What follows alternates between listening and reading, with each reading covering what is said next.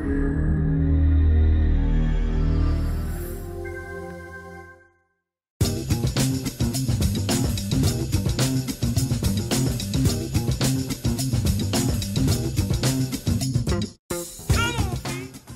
morning, ladies and gentlemen. I'm Tangerine Holt. I'm the Executive Director of the Australian American Fulbright Commission based in Canberra. And I bring my staff team with us. We're a very small team, but I have with me Dr. Ruth Lee Martin, the Senior Manager for Scholarships, with me, and Mr. Alex McLaurin, who's our Communication and Events Officer here. So we're just kicking off on the Fulbright Roadshow right across Australia. And this week we are in Brisbane and in Darwin. And the show continues for the next 6 weeks, which is very exciting for us to go to different states and territories across Australia to select or to entice the best and brightest minds to apply for a Fulbright scholarship.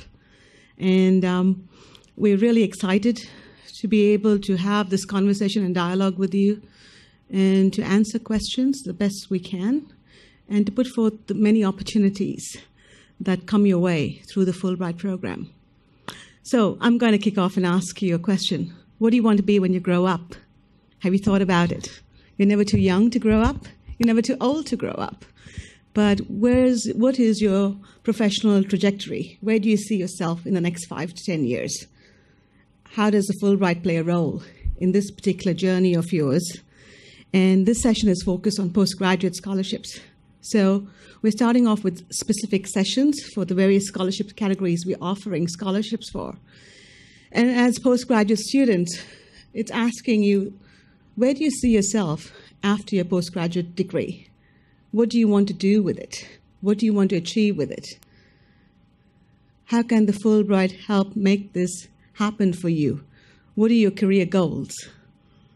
And these are important questions that I ask simply because these should come through in your application process. We want you to be able to connect the dots and tell us the story of who you are, where you're going, and what you want to do with your life. And how can Fulbright make that happen? Okay, so that's where we are coming here to your university, and I want to say hello to all the other universities who are connected here and people online streaming. If I don't see you, I hope you can hear me, and we'll certainly connect with each other in some point. So today I'm going to focus on the postgraduate session information, talk to you about the opportunities, and then work through some of the details.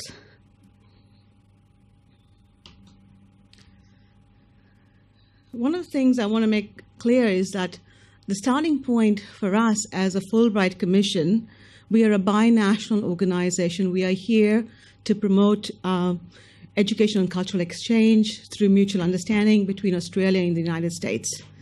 And we do that through educational and cultural exchange of the Fulbright scholarships. Now, the vision for us is that we are the leading scholarship body between Australia and the United States.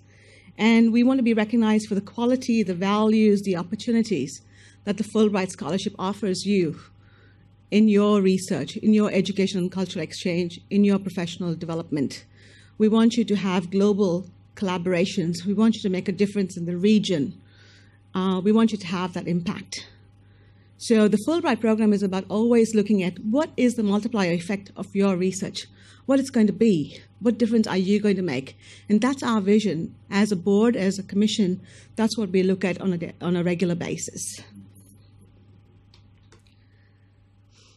And just a little history. I mean, Fulbright was established as a result of World War II. The carnage of World War II led to the brilliance of the establishment of one man who had a vision, which is Senator Fulbright, a senator from the state of Arkansas who wanted to make a difference, Senator William Fulbright.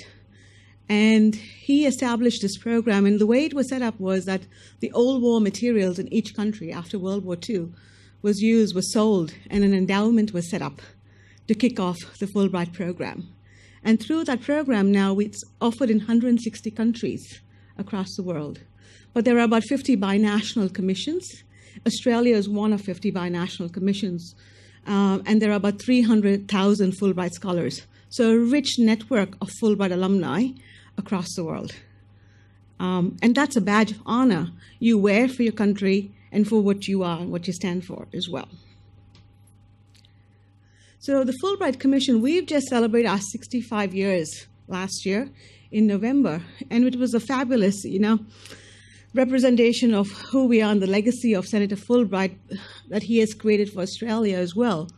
We are funded by the Australian and American governments, so we get a core pool of funding from the Australian and American governments. The Australian Prime Minister and the US Ambassador are the co-honorary chairs of the Fulbright Commission.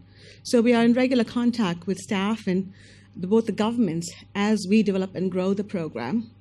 I report to a 10-member binational board, which is handpicked by both governments, and those board members have terms of appointments. Let me tell you, they're all volunteers. They're high-profile people, but they're all volunteers. No one gets paid for their service to the commission, other than the staff. There's over 2,700 Australians and about 2,000 American Fulbright scholars and alumni which have gone between both our countries for the last 65 years. So a real rich, legacy and network of alumni to connect with. We offer a number of scholarships for postgraduates each year. And, on average, on average for the total across all the categories, we could go about 30 scholarships for Australians. And some of that might be about 10 to 12 for postgraduates, depending on the categories, okay? So today, when I present to you these opportunities, it gives you a lot of food for thought, I hope, about where you fit in and what you'd like to do with it. Now, some of our scholarship benefits, on average, for the postgraduate scholarship is about $40,000, okay? It's an approximate, because there's a lot of breakdowns in terms of stipend, in terms of travel allowance. We do not offer tuition fees, okay? So please be aware.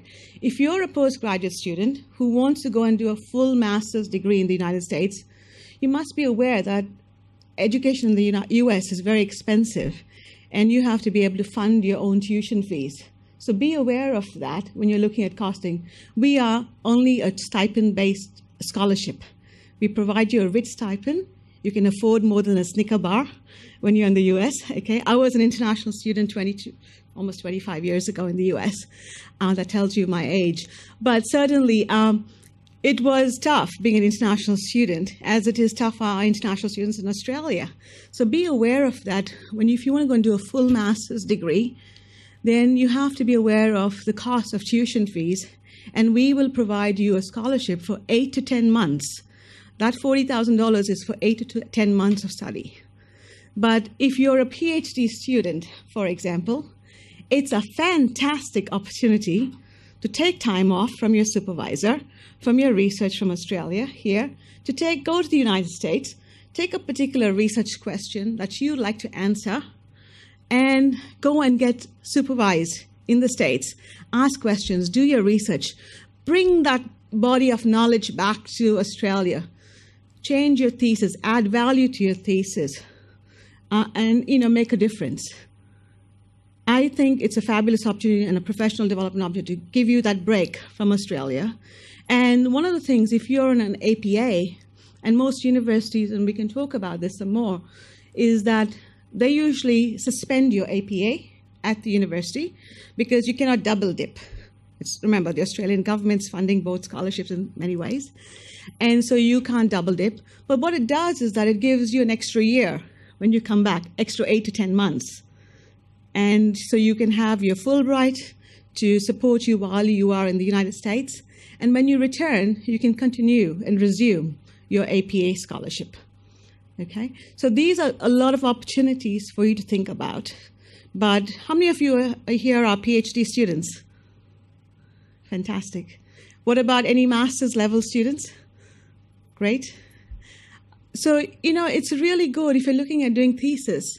Take a break from it, use the Fulbright as an opportunity to go and do that research and come back. So the other thing we have is the American government gives you ASPE insurance, which supports all the Fulbright scholars about $100,000. But that's from medical emergencies and whatnot. But we always encourage all our scholars to take additional medical insurance because medical care in the United States is very expensive. Okay. Now, I think the other thing to understand is that when you go to the States, you can take your families with you, okay? But there is a cost to that because you're not getting extra money for taking your family. This Fulbright scholarship is about you. It's about you and giving you that opportunity to make the best of it.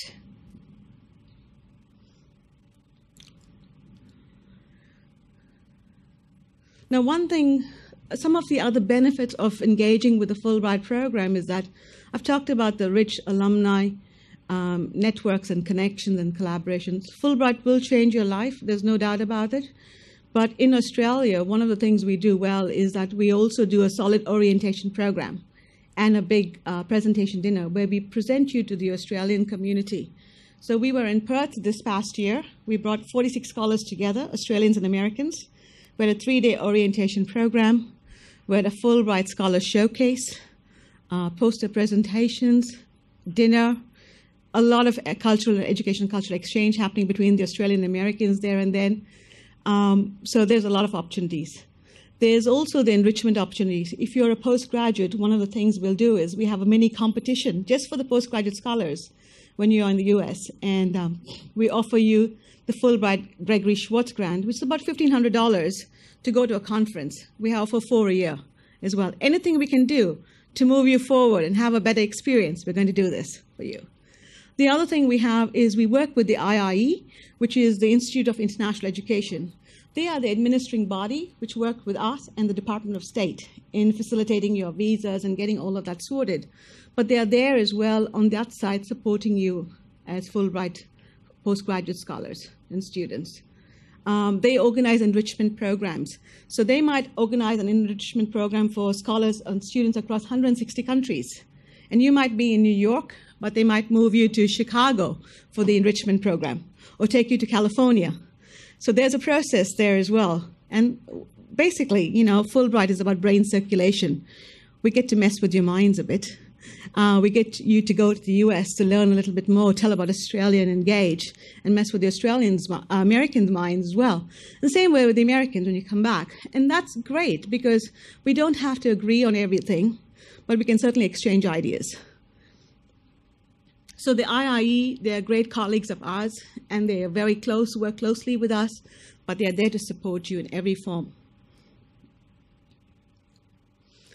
So Dylan Cronin is our postgraduate scholar for 2015, and he is going to do some research to further his knowledge and experience in the application of biomass utilization processes and technologies. So, Dylan, he's from QUT here. And I think it's a great honor because he's going to go to Washington State and do his wonderful research there. And if you get to meet Dylan, he's a great guy as well in terms of his personality, his ambassadorial skills, his wanting to learn and give back. Apart from the general scholarship which we have, which I talked about a little bit on the Fulbright scholarship, we also have specific sponsored scholarships. So there's a Fulbright Indigenous Scholarship, which goes across all categories of our scholarship, and we assess them. But still, it's about picking the best and brightest here. And this year, we have Dean Jarrett, who is our postgraduate student from UTS, University of Technology, Sydney. It's a great opportunity for a person of Indigenous background to go to the US to study as a postgraduate student. And it's been in a process for the last, since 1993. It's supported by the Australian government. And again, it's valued up to $40,000 for a postgraduate student. So I encourage my Indigenous colleagues here to apply for it. And if you know of Indigenous students, we want them to apply as well.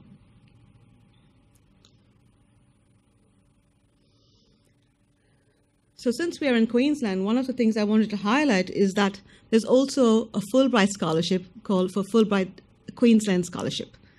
And what that means is that in about 2007, we had about the universities, all the Queensland universities and the Queensland government came on board, set up and established an endowment. And it gives Queenslanders an additional opportunity to be considered in that particular category of scholarship. It's offered for postgrads and postdocs, and so we look for the best person in that particular category to send them across the US. It's open to all academic disciplines, but there's 2 criteria, and you'll see that coming through in the application form. You must reside and work in Queensland, and you must do a paragraph or so talking about the benefits of the research or the study to Queensland. That's really important. Okay, to be considered for this particular scholarship, you have to be able to articulate quite clearly and succinctly what are the benefits. So think of your scholarship and think about your research and your work, your education. What are you going to bring back to Queensland? What new knowledge, what new experience, what new connections you're going to bring back to Queensland? And how are you going to articulate them? And how are you going to make a difference in this? But it's another opportunity for you to be considered. Okay? And again, the scholarship is about $40,000 again. So Tracy Stein-Rucken is our Fulbright Queensland State Postgraduate Scholar this year. And she's based at CSIRO here in Queensland. And she's also studying at University of Sydney, Western Sydney. And she's going to the University of California in Berkeley. So she's a plant pathologist, and she's going to investigate, invasive plant populations. So excellent work, going back to the States to do that, and what she's going to bring back to the Australian research body here, CSIRO, okay? And what difference that's going to make in terms of the research. So you need to start thinking more strategically in your application, what difference your degree, your study, your research is going to make, in particular to Queensland.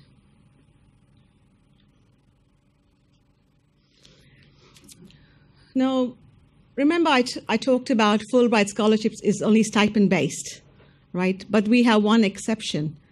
And we have what is called the Fulbright and Wexler Master Scholarship in Public Policy. Now, this scholarship is funded by the Australian government, and it's established to recognize the many contributions of Mrs. Anne Wexler for a role in fostering Australian-American relations. So Anne Wexler was actually, helped us set up the free trade agreement between Australia and the United States, and played a very key role in making that happen for us. And in her honor and recognition, the Australian government set this up. But what this scholarship does, it supports up to a 2-year master's degree in public policy. And it's such a rich scholarship, it's worth $140,000 for you.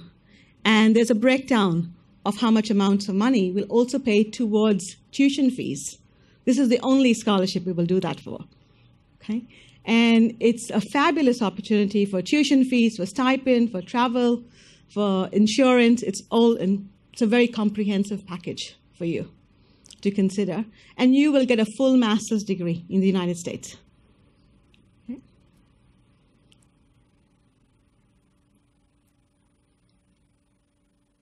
And one more thing I'll say about that scholarship. So public policy, it could be in any area. It could be maybe in medicine. It could be in environment. It could be in education. You can look at public policy from any perspective. It's not just lockdown, okay? So you need to think about it. If there's something that you want to do in public policy, well, this is a great opportunity to have a Fulbright and Wexler scholarship of $140,000.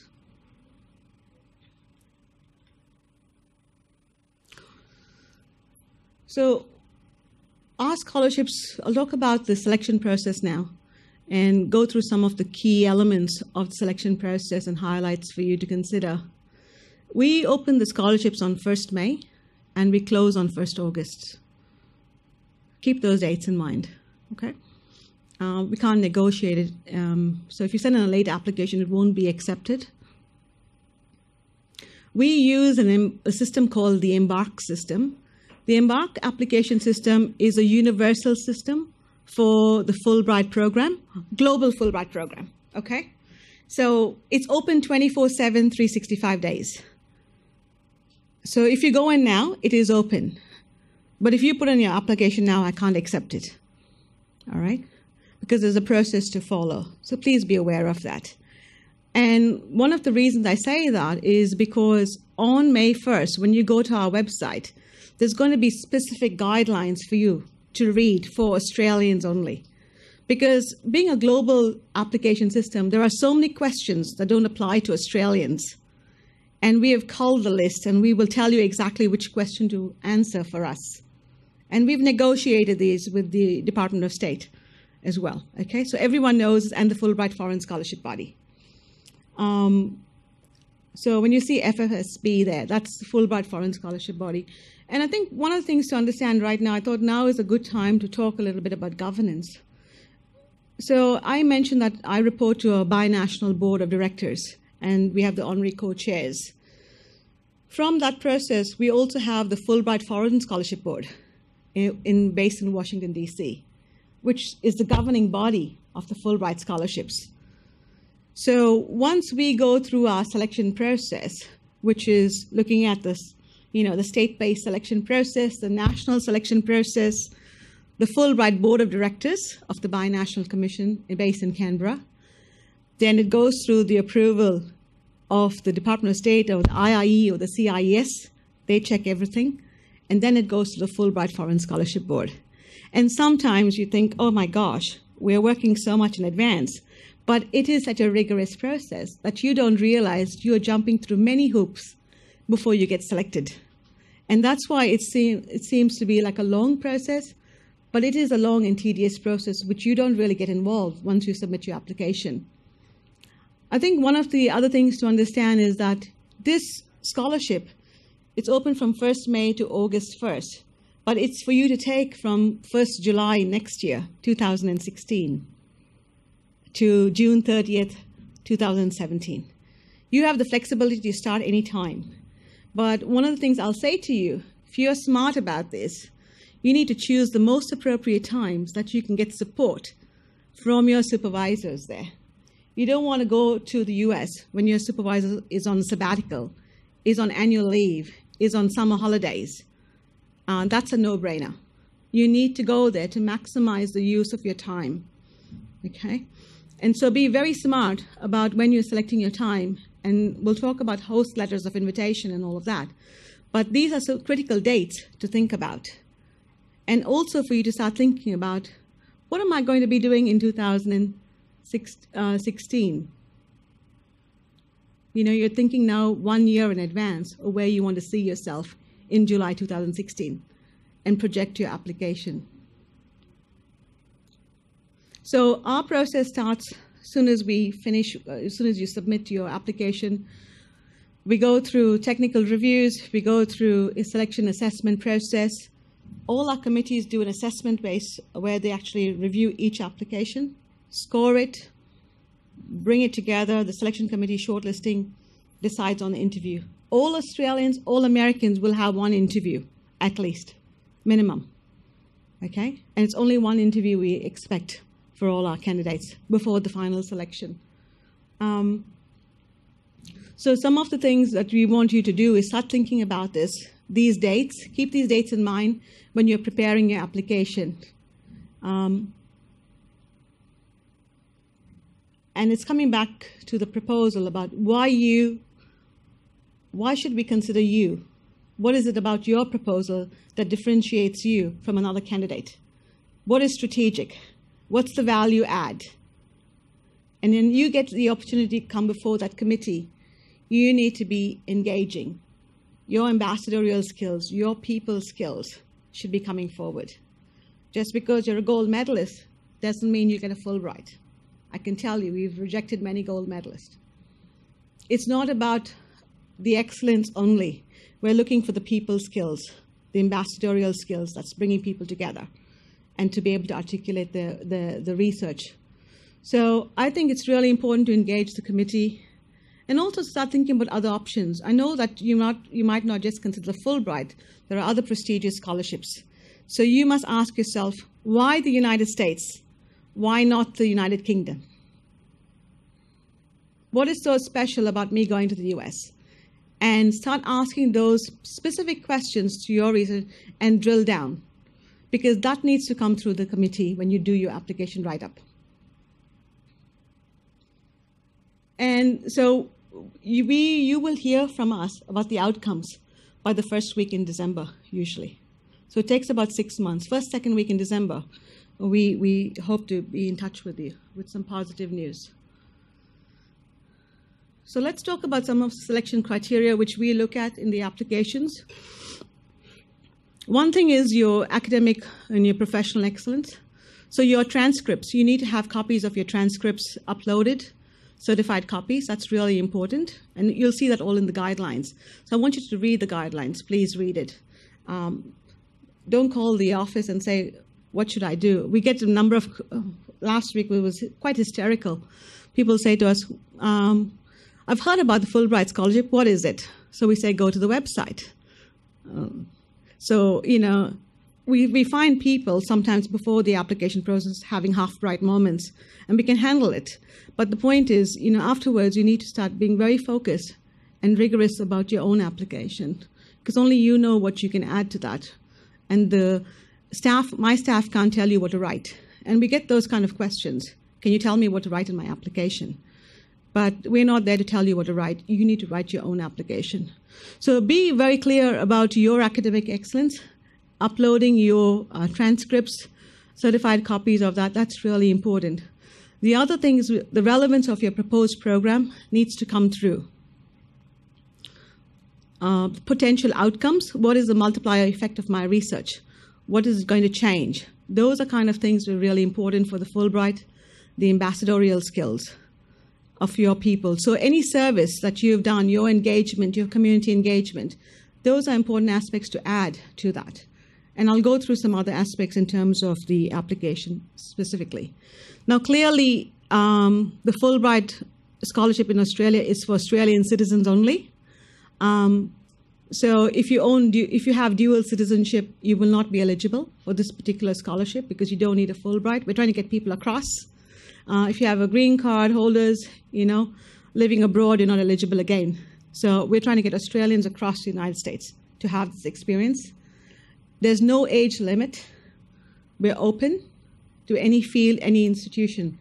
And if you go to our website, which there's a redevelop happening right now, so you'll see a changeover in the next week or so, you're going to see a number of the scholars. Look at the diversity of the scholars and the students coming through.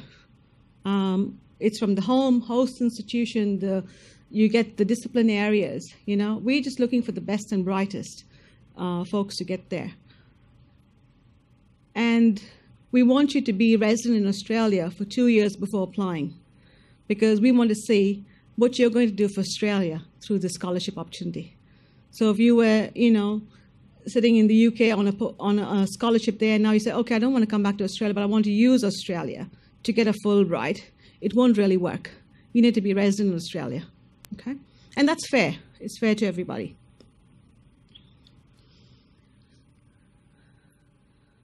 So there are a number of FAQs on the website.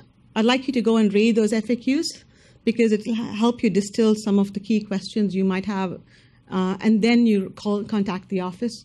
That would be the best way. Identify the best scholarships for you and the multiple options that you might have. I'm going to say that, you know, identify the best host institution. Now, one of the things everyone asks us, do I need a Fulbright? If I need a Fulbright, do I need to go to Harvard? And that's not true. Our scholars go across country. We are looking for the best and brightest minds, the best research, the best supervision they're going to get. So you want to find a host institution who's going to be supportive of you, who's going to give you time, who's going to be giving you supervision. As postgraduate, who's going to mentor you to the next level, who's going to challenge you. Okay, so we want you to be in a host institution that can give you that particular care. I think the other thing is to think about is seeking professional guidance and getting supportive referees. I'm going to stress and emphasize the word supportive, because please be aware that the person writing a referee report for you may be also writing a referee report for another student who might be your best mate. Okay, and I've seen that come through many times, and I've seen them how they've graded. So be very clear and get the best referee support that you can get, okay? Because these referee reports are confidential. You do not get to see them. There's guidelines for you to tell your referee how to upload it into the Embark system, and that comes to us directly. So it's confidential and you do not get access to them. When you're doing your application, I can't stress the importance in just writing in simple, plain English. You know, even if you're coming from multidisciplinary, you know, remember that our panels are multidisciplinary approaches. You can be a mathematician, you can be a physicist, you can write your formulas and tell us the impact of what it's going to do. But giving us a bunch of formulas and saying this is what I want to do won't make sense. Okay? We want to know what the impact of those formulas are. Are you going to have a big impact on STEM education? Are you going to change, you know, high school education? Are you going to change university education? What's going to happen in that particular field of mathematics? That's really important to us. Okay?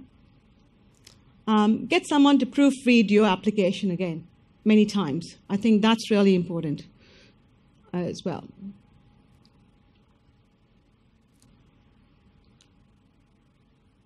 So there are three components of your application. There's a project proposal, there's a personal statement, there's referee reports required. We need 3 referee reports. We need a host letter of invitation and support from your host. So if you're going to have someone supervise you as a postgraduate student, that's really important to come through in your application. I want to see not just, I'm going to give you a desk space and library access. That's not good enough. I want to see what they're going to do for you. Are they going to mentor you? How are they going to support you? What they're going to do for you in this Fulbright? How are they going to enrich your life as a student? And that's how you choose your host. If you feel you're not going to get that support, very nicely say thank you and move on and find someone else. Americans are very gracious people. The mentorship you're going to get, I have no doubt, is going to be very supportive. But you need to be very strategic. This is a lifetime opportunity for you. Why should you settle for second best? So be aware of this. Copies of official, complete, and certified academic documents need to be uploaded. Okay? So when you're doing a project proposal, can I say to you something? Please do not add chapters and chapters of your thesis. It won't make sense for the committee. We want a sharp proposal on what your objectives are, what your methodology is going to be. Is it going to be feasible? Is it realistic? Is it part of your PhD? Is it going to answer a particular research question that you want to bring back to Australia? What are the potential outcomes? Okay? But sometimes we have applicants who want to do a 5-year study in 8 months, and they think they're going to impress the committee. But our panels look at it and say, this is not going to be feasible. This is going to be a disaster for this particular student. So they are looking at things from multiple perspectives. So be very realistic, very honest, and transparent in your application. Because we are here to give you the scholarship. You must make us want to give you the scholarship. Okay? We're not here to hold it back from you. So be realistic about your project. And that's why I say talk to your supervisor, share it with people, even from who's outside your discipline, and say, does this make sense to you when you read it? Get that kind of advice and feedback. It's really important. You see the quality in the proposals coming through is very different. And you can tell which was put together last minute, which had no feedback, and was just cobbled together. And you don't want that. It's just a wasted opportunity. Okay? Your personal statement is about you. Tell us the story. We want to get you to interview. Tell us who you are, what you've done, where you've grown up, where do you see yourself? We want to get to know you. Fulbright's about your ambassadorial skills. Tell us in that personal statement, what are some of the skills that you bring to the table and how it might be used? And I mean, if you fib, we can tell as well when you tell us really stories, you know. And be aware that sometimes if you put a story out there in your personal statement, it will, and you get to interview stage, you will be picked up on it and you will be asked questions. So it's better to be honest and tell the story of who you are, because we want to know you. And the committee will move in that direction as they see fit. The referee reports, like I said before, be aware that your referees might be writing referee reports for other colleagues, for other students as well. Okay? So be very selective in finding 3 really supportive referees who think that the Fulbright and this opportunity is going to help you exceed and excel and meet your professional goals. And so when you go into the Embark system, you go in and you register yourself. And then you register your list of referees. And when you register your list of referees, they will get an independent email telling them how to upload their referee letters, and it's going to be confidential. And let me tell you, the Fulbright Commission does get calls from referees, says, is this going to be confidential? Is my referee report going to be confidential? We get a lot of people double checking because they want to be honest and transparent because we are asking questions about the applicant. And it's a great resource for us to be able to say who gets to the next stage. And once you do that, so you can go in multiple times into Embark system, but every time you make a change, please hit the save button. You always hit save, okay? And so it saves your documents. Whatever you've done, you've uploaded. My suggestion is always have a Word document, whatever you worked on, and then upload document text within it. Because you're working with it is a little clunky, I must admit, okay? But it is a global system, and it's going across 160 countries. I can't do much about it. But when you are ready to do this, you can please click the submit button. You have to click the submit button, because if it doesn't move to the next stage in the system. And I cannot or tell my staff to, draw down the application when we close. So on the 2nd August morning, or that, we actually go down and we download all the applications and the materials. And if something's missing, we will contact you and say, hey, something's missing here, or it's not quite right, just to give you the benefit of the doubt. But we don't accept late applications. And please note that the referee reports are also due before August 1st. Okay? So when you talk to your referees, you need to be very clear about this to them, that they need to submit it. So if they are somewhere in the Northern Hemisphere, they need to be able to still upload their applications or their referee reports for you. Because you don't want to have an incomplete application. So terms and conditions, some of the key things I want you to understand is that when you're going on a Fulbright scholarship, we do have some terms and conditions. As much as there's a lot of enrichment opportunity and Fulbright opens doors, you have to be informed about this before you can even consider applying. This is an exchange program. We go on a Fulbright J1 visa. We expect all our students, scholars, to return after their Fulbright, to come back to Australia to translate that knowledge. There is a home residency requirement in terms of the US visa system for the J1 visa. There are multiple types of J1 and all of them have the same, but being a diplomatic kind of relationship this visa is based upon. If you ever say you want to stay back in the States, or you write me in 10 years and say, I haven't completed my 2-year home residency in Australia, can I get a waiver? The answer will be simply no, because this is a binational program funded by Australian and American governments. We want you to make a difference in your home country as well. So please note that, we're working within certain guidelines and parameters, and we need you to adhere to those. If you need an extension, then that's a different matter. We work through that. But it's everything we do outside the parameters is always a process. Media, there's a lot of media opportunities for you, and you can see from our scholars this year, they've got so much of media attention. Press releases from universities, from the commission, from other places, interviews. There's a lot of possibilities for you, and it's a great opportunity to showcase who you are and what your research is about. If you are unsuccessful in this application round, we will not give feedback, because we're following the Fulbright Commission follows the policies of the Fulbright Foreign Scholarship Board. And it's really, we cannot give you any kind of rationale if we're not recommending you. And also, sometimes I get calls saying, how can I improve my application for next year? The reality is the next year's pool, we start afresh. So we don't go back and see if you applied last year and if you were unsuccessful. We don't go back and say, oh, John Doe applied last year. What did he do now to fill in the gap? We don't compare and contrast. We start fresh. There's always a fresh slate.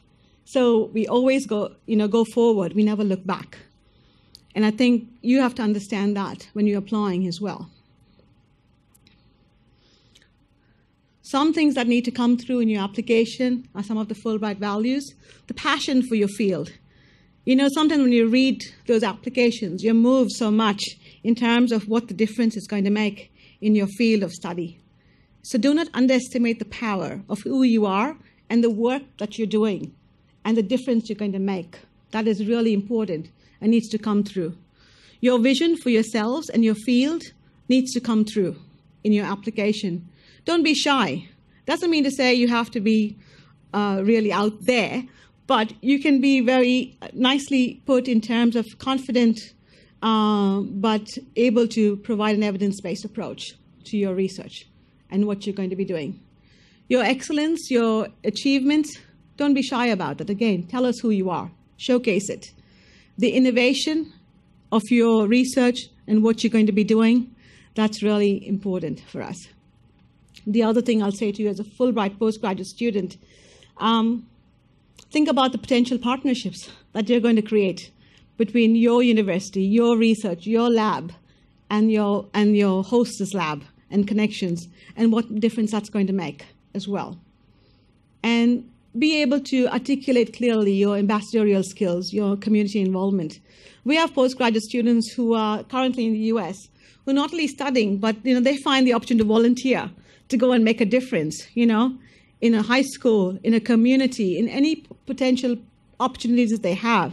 They're out there just having, and we get these wonderful emails coming through. Hey, Tanj, just did this, and a picture, of it. And it's really nice to see them that they're not just there focused particularly on their research, but it's also that engagement outside.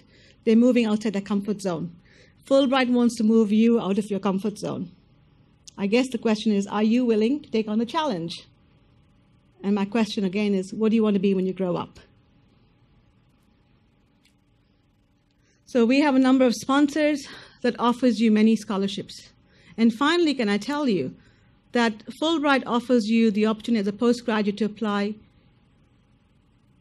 across the general scholarship. But if you think, if you're an Indigenous person, you can apply for the general scholarship and the Indigenous scholarship. If you're a Queenslander and you want to apply for the Fulbright Queensland Scholarship, you'll also be considered for the general scholarship. We are there to multiply the opportunities for you. You just have to make us want to do that even more through your application. Put a solid application in, get support, get advice, and do a fine job. We welcome it. Okay? So don't hesitate to contact our office. Dr. Ruth Lee Martin here, Senior Manager for Scholarships, Fiona Goggins, our Scholarships Officer in the office. You should contact us. But please read and wait for those application guidelines to go up on May 1st and read everything and then come back with informed questions. Read the FAQs. And if there's no FAQ there, and if you ask a very nice FAQ, I will add it to the list. I promise you that. Okay? So I'm going to stop there, and I'm just going to ask Professor John Leslie, a distinguished professor and alumnus from Kansas State University, to come forward here, as well as we have Matt Kemp and Matt Thompson. I'm thinking of my Matt in the office, Kemp, and Vanessa Hayes to come through here. And we're just going to have a little discussion on some of the alumni opportunities for you. So Matt, Vanessa, and John, do you want to come up here? You have a few minutes, and then we'll take any questions, okay? Yeah, just stand over here. Let me try how this works. And I'll push this back. Here we go. Okay, but when you stand up here, we're going to have to be close enough. Come closer, so that we can use the microphone. Otherwise, it's only the people in the room that are going to hear what we have to say and not anybody else that's out there. So I'm John Leslie. I'm here from Kansas State University. I was a senior scholar to Australia about, a long time ago now, 10, 12 years ago. But the question, I got a couple of questions for you. First, tell people your name, where you were before your Fulbright, where you are now, where you went. Okay, so. Hi, I'm Vanessa Adams, and I am actually American, and I came to UQ 10 years ago on a postgraduate Fulbright scholarship, and I'm actually back at UQ. I returned to UQ to my same lab for a postdoctoral fellowship nearly 10 years to the date of when I first arrived as a Fulbrighter. Yeah. My name's Matt. I started as a PhD student at the University of Queensland. I did my Fulbright scholarship at UCLA in Los Angeles. I've just come back from a postdoctoral fellowship in Boston, and now also the University of Queensland has pulled me back, and I'm a postdoctoral fellow there. Okay, so what changed about you when you went on your postgrad? How did you change? You weren't the same person when you went back home after you'd been gone for a year, right? So give us a quick summary of what happened to you. The Fulbright really did change my life, and it started right at the application point. So a previous scholar, David Liu, convinced me that I should look into this Fulbright scholarship. I looked on the website, and I had to get over the idea that there were amazing people doing amazing things, and I felt completely unworthy. I put an application together, and I got my referee's report, and everything was looking good, but I ended up not submitting it because it was shit. It was not good at all. It wasn't up to the standard that I think the Fulbright is looking for. So for the next year, I started looking at the way that my research is being done in the US. How are they approaching problems? Are we doing the same thing in Australia?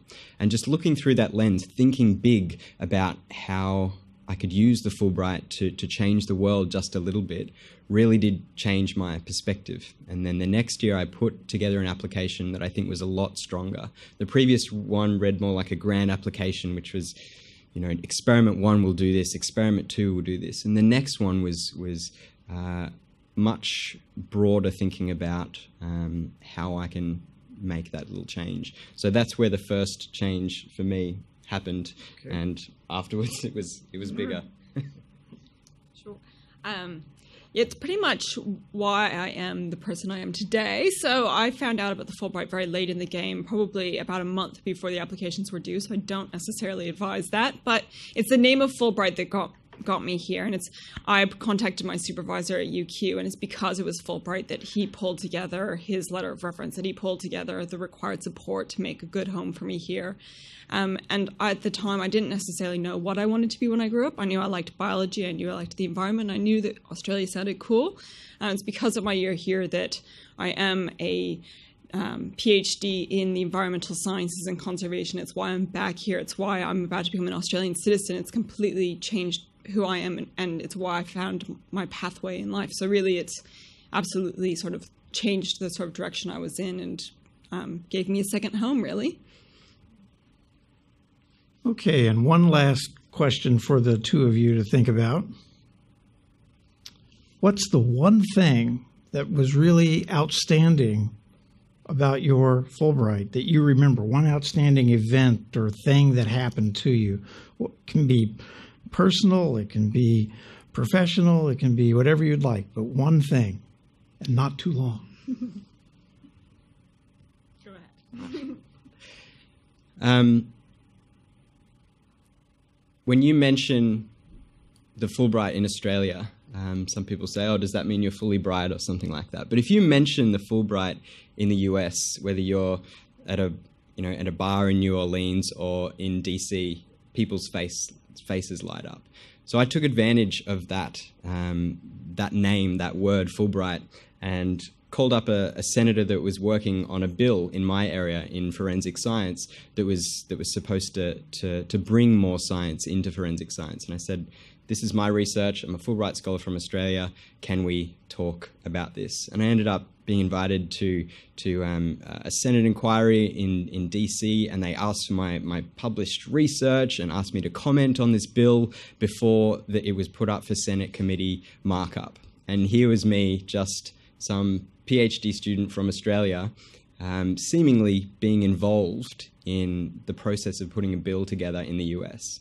And that would not have happened, I think, with any other scholarship program, anything else that I could have done.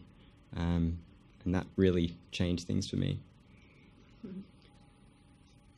So my supervisor here hosts a number of workshops to bring together academics, and one of them he happened to host on Heron Island, which is in the Great Barrier Reef, and UQ has a research station there. So essentially I got to see hundreds of green turtles breeding. I got to hold a small baby green turtle, and sitting on the beach having wine at the end of one of the workshop days, I actually met my PhD supervisor. So that was the seminal moment that put me on the path to come back to Australia to do my PhD, to stay here to do postdoctoral research, to make it my home, and I got to touch turtles. So Okay, Tanj, we'll hand it back to you for more general questions. Can you please thank John, Matt, and Vanessa, please? Thank you. Thank you, guys, so much, please. So let me take any questions. Steve, you have a microphone there?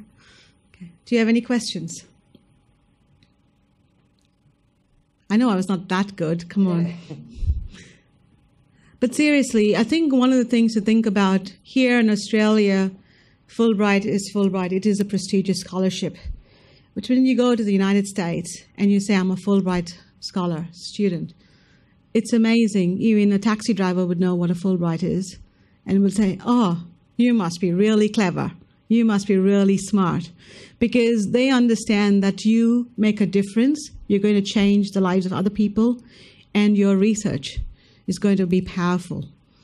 So never underestimate the power of what you're going to be doing. A lot of times I've had questions come to me and say, I'm a postgraduate student, what can I do? Believe me, many a partnership has been established because of a postgraduate student, because they had the audacity to ask the questions that some senior scholars did not want to ask, and to make a difference. So please ask questions, keep it coming, and think differently about your research. Make a difference. And sometimes you have to take a little time. The other thing is the readiness, which Matt talked about, is its readiness for your application. If you are not confident about this year being the right year for you, and that's why I said before, think about 2016, what you're going to be doing in that. What was your plans? What do you envisage doing at that point of time?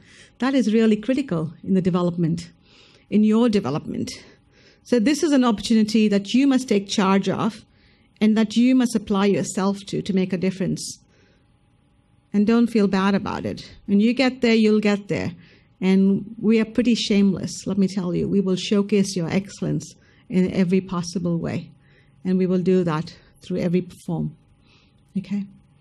So go through the FAQs, I would suggest, online. Read the application guidelines again, contact. Now, in every state, we have a state secretary. And QUT is the host for the Fulbright Commission in terms of state secretariat. And Ms. Susan Gasson, who's the state secretary, she couldn't be here today, but she did send a representative, Linda Vogel, here for us. But any university, anyone from any university from Queensland can contact Susan Gasson and ask any questions about Fulbright in terms of the postgraduate session, okay? So please make yourselves known, ask questions again, but ask informed questions. But don't ask us to read your application. We cannot read your application and give you feedback before it goes online. Ask your colleagues, ask your peers to review it and submit one. Yes. Sorry, can you use the microphone, please? Thank you. I just want to ask, my PhD starts in August. Can I apply now? Which August, can I ask? This year. This year. Yes. So you'll be in your second year. It's a very good question about what's the right time in your candidature to apply. And I think it's about thinking about what you're going to be doing in your second year. It's always good to have confirmation of candidature at your university. Make sure you're confirmed in your PhD and apply. But, so second year is usually a good time because, within the 3 years program, it's kind of asking you to go by the third year at least to do your Fulbright. Second to third year is good. So I think you should give it a go if you're able to articulate quite clearly, what you want to do in the United States. So can I try to apply this year even I will be considered next year? Oh, you're not a citizen? I am. So, I am a citizen. Okay, you are a citizen. So what's the next year bit? I'm sorry, I didn't hear that. Because I haven't started my PhD yet. I'm still waiting for the feedback for my master's. So I'm expecting to start in August. And another thing is, if I'm under APA scholarship, can I still apply for this scholarship? Yes. So let me start with the first question. Are you ready to apply this year? I would say, if you haven't started a PhD, you're not going to be really competitive in the pool of applicants unless your research is going to be and your proposal is going to be so solid. I can't tell you not to apply, but it's about you making that judgment call on whether you will actually be competitive in the application process. And as I mentioned earlier when I first started speaking, is that you cannot hold 2 scholarships at the same time for the Fulbright program, especially which is federally funded with the Australian government or the US government. So one of the things the university does, if you have an APA, they usually suspend your candidature as a PhD student when you're going abroad. So you can still apply, but your university will suspend your candidature as a PhD student, and you will not be paid your APA money. You will just get your Fulbright money. So does that mean my PhD actually extends for the period of time I'm in US? Yes. So one of the benefits or the perks of that is that when you come back, and that's for you to negotiate with the university and work with them. Usually what the university have done is that they give you that time to extend that 8 to 10 months to your PhD. Okay, thank you. You're welcome. Any other questions? Do we have anyone online? And does anyone have any questions online? No? Okay. Hi. Hi. I was just wondering if you could talk a little bit more about that visa when you said you wouldn't be able to go back to the US until you came back here for 2 years. Yes. Does that mean if you, for example, came back to Australia and you were looking at postdoc opportunities in the US, you wouldn't be able to apply for them because you would have to be here for 2 years? Yes. Yep. So one of the things is that when those 2 years home residency doesn't stop you to go back in those 2 years to do like conferences and meetings and engagement. What it means is that you cannot take another J1 visa, you cannot apply for a work visa, you cannot do the permanent residency. Okay. And yes, I think it'll fall in that category of the postdoc when you come back. And so that's why it's really important to think about if you are strategic enough to know in terms of what's the right time to do this Fulbright, and it's right smack in the middle of your PhD, you can come back to Australia, finish your PhD, submit your thesis, which will take about 18 months or 2 years anyway, about that time, right? And then you can start applying. And usually when you start applying in the States for a postdoc, you need to give yourself at least a year to apply. Because if you want to apply for a position, I'd say in 2016, you'll have to start now and going for interviews and campus-based interviews and all of those things. So it does stop you from going back to take up a position like that. But it doesn't stop you from engagement and building your relationship. So it depends how strategic you are and how you make it work for you. Okay. Thank you. We have a question here, Steve.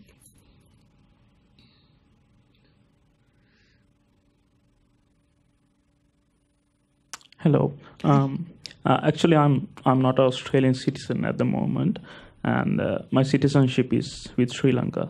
And I know that they award Fulbright scholarship as well. Yes. So what I'm asking is that, is it possible to apply through Sri Lanka for Fulbright while I'm studying here, doing my PhD? You'll have to, each commission or post. So for example, if there's no commission, binational commission in Sri Lanka, then the US Embassy post is the one which administers it. So when there's no commission, the embassy post, so in Afghanistan, for example, there's no binational commission, but the embassy post manages it. So you'll need to make contact with whoever administers the Fulbright there and ask them what their rules are. Because sometimes they might have the same rules like us in terms of being resident in country for 2 years when you apply. But that might not be the case for Sri Lanka. Each country makes its own decisions in line with the US government. Okay. And I have another question. Actually, this might sound a bit crazy, but... We're used to crazy questions. Try me. I'm just thinking of the possibility of doing another PhD after the PhD. Yeah. So, like, what are the opportunities in that category? Like, do you award scholarships for... So we, like I mentioned before, our Fulbright scholarships is for 8 to 10 months. Whether you go to do a Fulbright, if you go to do a full PhD in the United States, we only have 8 to 10 months of stipend. We do not pay tuition fees. If you do a master's degree for 1 year or 2 years, a full degree, it's still only 8 to 10 months stipend because we have certain funding base and that's all we can offer, a particular scholar. And we don't offer tuition fees. So it's really important. And it's not a crazy idea. We've got a number of Fulbrights who have PhD, doctor. So we have those, and people do that in life, So it just depends what you want to do with it.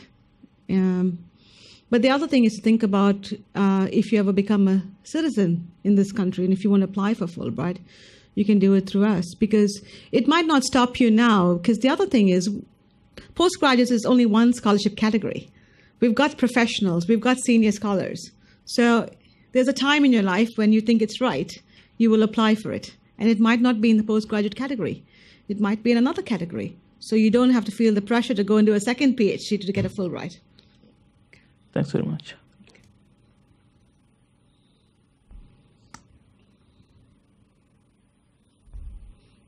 Okay.